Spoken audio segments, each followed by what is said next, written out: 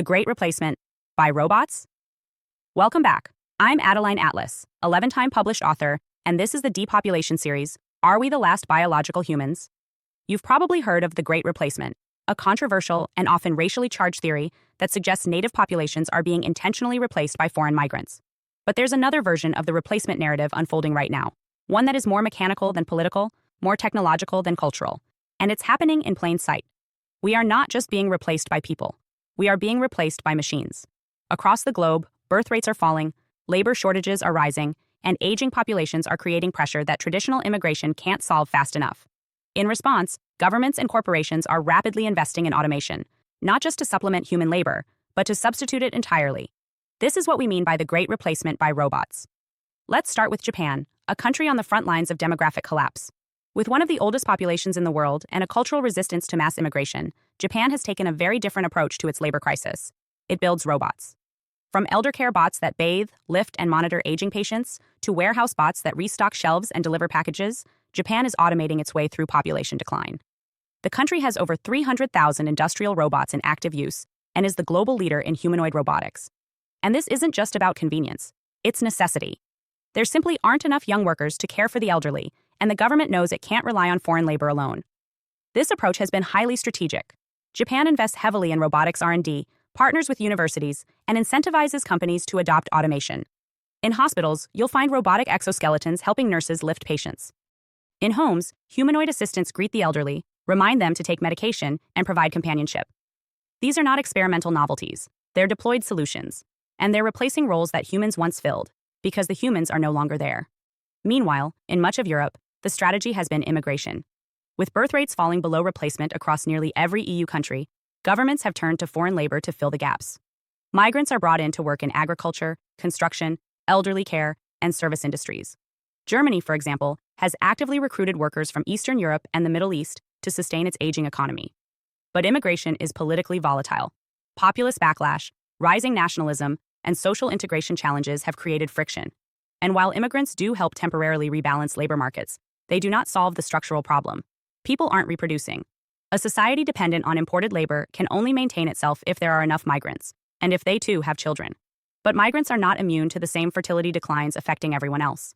In many countries, second-generation immigrants have fewer children than their parents, mirroring local trends. Over time, even this supply runs dry. So what's the alternative? Synthetic labor, robots, AI. The United Nations and the World Economic Forum have already begun publishing papers forecasting automation as a tool of demographic stabilization. In short, when humans stop being born, machines will pick up the slack. By 2030, it's estimated that automation could replace up to 800 million jobs worldwide. And this isn't just manual labor. AI is now performing legal research, diagnosing medical conditions, writing code, managing supply chains, and even teaching students. In South Korea, robotic teaching assistants are already being tested in classrooms. In the United States, AI is drafting legislation. In China, AI anchors deliver the news. The replacement is happening at every level, from factory floor to executive suite. This shift is framed as progress. But we must ask, progress toward what? A world where human labor is unnecessary? A society in which reproduction becomes optional because labor is handled by silicon and steel? If people are no longer needed to power the economy, what incentive is there to preserve them? This is the crux of the depopulation dilemma. For most of human history, the value of people was linked to their capacity to work, produce, build, and reproduce. Children were future labor. Adults were economic engines. Elders were memory and guidance. The entire social order rested on human necessity. But if machines can do the work, cheaper, faster, and without complaint, what happens to the humans? The answer is already emerging in workforce trends. Young adults are struggling to find meaning in jobs increasingly devoid of purpose. Gig work, remote labor, and AI-managed schedules are creating a sense of disconnection. At the same time, many feel unmotivated to have children because the economy no longer guarantees stability, and automation threatens to eliminate their future employment altogether.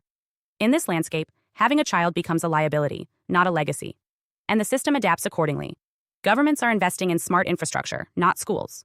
Urban planners are preparing for aged populations, not youth. Insurance companies are developing AI-managed retirement services, not maternal health platforms. Everything is adjusting to a future where humans are fewer and machines are many. The idea that robots will simply help us is a comforting illusion. In reality, they are becoming the default. The more efficient they become, the less humans are needed. And the less we are needed, the less incentive there is to maintain biological reproduction. It's not about malice, it's about metrics. From an economic standpoint, machines don't take sick days, don't unionize, don't retire, and don't need childcare. They don't vote, and they don't ask for raises. To a profit-maximizing system, they are ideal workers. And to a government faced with collapsing fertility and rising care costs, they are an elegant solution. This is not just happening in wealthy nations. In developing countries, where fertility is also beginning to fall, leapfrogging straight to automation is becoming the goal. Rather than build expansive public education systems, some countries are adopting AI tutors. Rather than invest in large health workforces, they're exploring diagnostic AI and mobile robotic clinics. The replacement is not just reactive, it's planned. And once again, we must ask, who profits? Tech companies, automation firms, governments that want tighter control, elites who no longer want to manage large populations. Depopulation for them isn't a crisis. It's an opportunity to re-engineer society around synthetic labor, automated care, and digitized governance. The human is being optimized out, not by genocide, not by conspiracy, but by quiet substitution. This is what makes the great replacement by robots so insidious.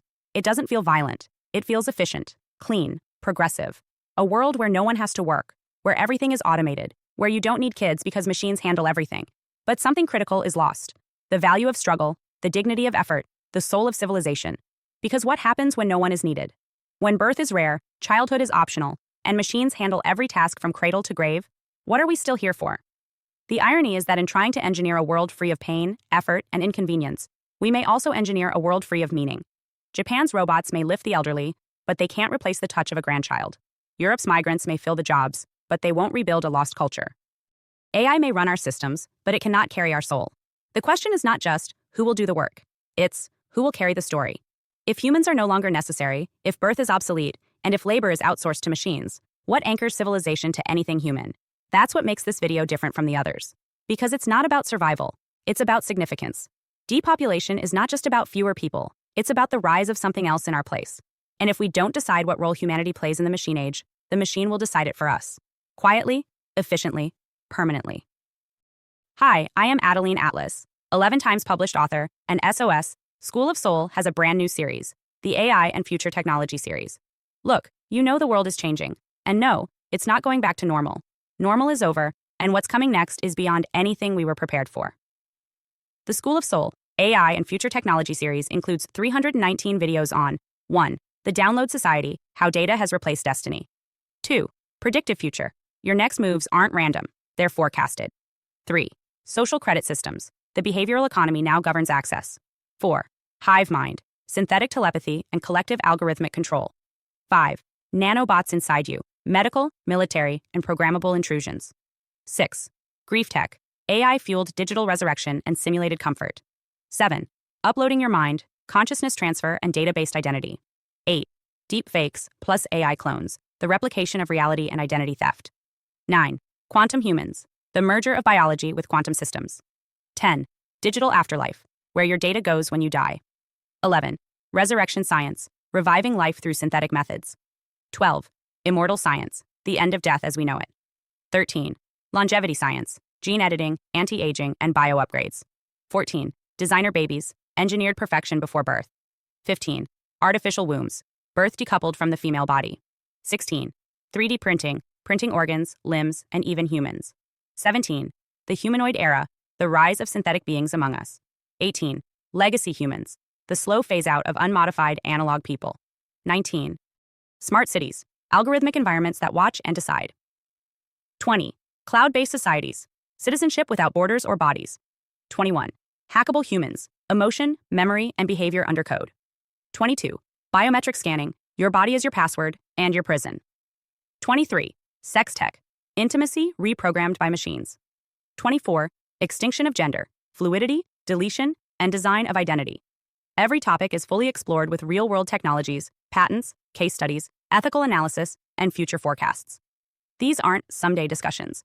This is already happening. Join the SOS School of Soul Vault to overstand the future before it's implemented on you.